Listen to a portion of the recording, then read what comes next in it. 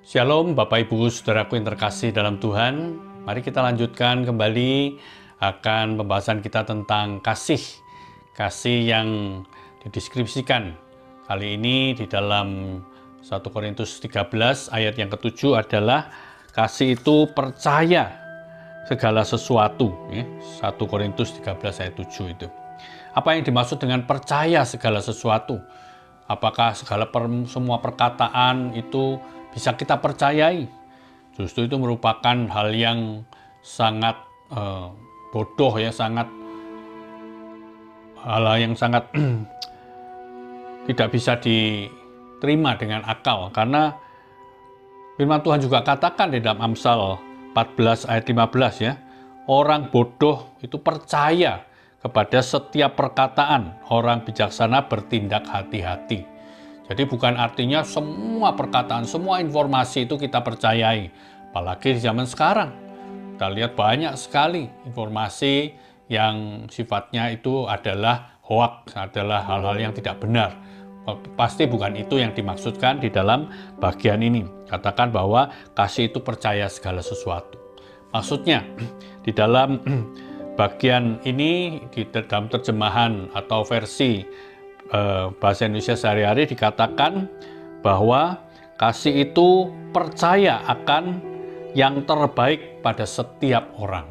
Ya, dengan adanya kasih itu maka orang bisa mempercayai orang itu ada hal-hal yang baik yang bisa muncul dalam dirinya.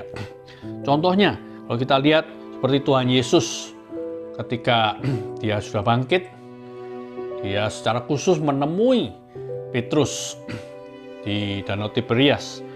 Dan di sana Tuhan Yesus sekali lagi bertanya kepada Petrus yang dicatat di dalam Yohanes 21 ayat 15 ya. Tuhan Yesus katakan sesudah sarapan berkata kepada Simon Petrus, "Simon anak Yohanes, apakah engkau mengasihi aku lebih daripada mereka ini?" Dan Petrus menjawabnya, "Benar Tuhan, Engkau tahu bahwa aku mengasihi engkau." Dan apa kata Tuhan Yesus kepada Petrus? Tuhan Yesus mengatakan kepadanya, "Gembalakanlah domba-dombaku." Petrus pernah menyangkal Tuhan Yesus 3 kali. Petrus pernah gagal dengan menyatakan akan kesetiaannya, keimannya, ataupun juga kepercayaannya. Tetapi di sini Tuhan Yesus sekali lagi memberikan kepercayaan kepada dia, yaitu untuk menggembalakan domba-dombaku. Dan kita bisa melihat di dalam kehidupan Petrus, dia terus boleh menjadi seorang yang sangat setia kepada Tuhan, bahkan mati syahid buat Tuhan. Dan contoh yang lain kita bisa lihat juga antara Paulus dan Barnabas.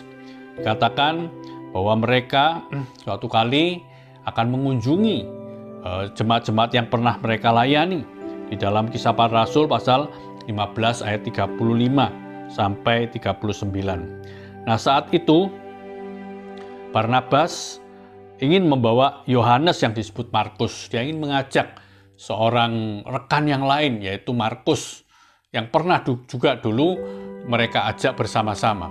Tetapi ayat 38 mengatakan Paulus dengan tegas mengatakan bahwa tidak baik membawa serta orang yang telah meninggalkan mereka dan tidak mau turut bekerja bersama-sama dengan mereka. Memang Markus pernah meninggalkan mereka pada waktu perjalanan misi Paulus yang pertama. Dan mungkin karena terlalu berat dan dia belum terbiasa sehingga dia meninggalkan mereka. Tetapi Barnabas tidak. Barnabas sangat mengasihi Markus. Maka itu dia terus dengan otot dia ingin membawa Markus. Dan karena dua orang ini punya prinsip yang berbeda, katakan ayat 39, hal itu menimbulkan perselisihan yang tajam. Atau dikatakan mereka bertengkar dengan keras sampai-sampai mereka harus berpisah. Tetapi Barnabas tetap dengan pendiriannya. Dia membawa Markus sertanya berlayar ke Siprus, sedangkan Paulus membawa Silas. Ya. Nah, kita lihat di sini Barnabas memberi kesempatan kepada Markus untuk menunjukkan kembali hal yang terbaik dalam dirinya, yaitu kesetiaannya. Dan di akhir kehidupan Paulus yang dicatat di dalam 2 Timotius 4, ya, Dia katakan, ayat 11, dia katakan kepada Timotius, jemputlah Markus dan bawalah ia kemari karena pelayanannya penting bagiku. Artinya Paulus menyadari bahwa Markus yang dulu pernah memang gagal di dalam mengikut mereka melayani Tuhan, tapi sekarang boleh menjadi seorang yang penting di dalam pelayanan ini, ya. Dan dialah yang menuliskan Injil Markus. Nah, salah satu warisan yang diberikan pada orang yang diberi kepercayaan untuk melakukan tugasnya. Ketika kasih itu melahirkan kepercayaan, maka ketika orang itu tidak memiliki kasih, maka dia tidak memiliki kepercayaan. Ya. Bahkan mungkin ada di dalam dirinya itu intimidasi atau intrik-intrik yang jahat terhadap orang-orang sekelilingnya. Maka itu hati-hati dengan hati kita. Jangan sampai kita kehilangan kasih yang menimbulkan kepercayaan pada orang-orang sekeliling kita. Ya, Tuhan menolong dan memberkati kita semuanya. Amin. Morning bright, let your light be bright in Christ.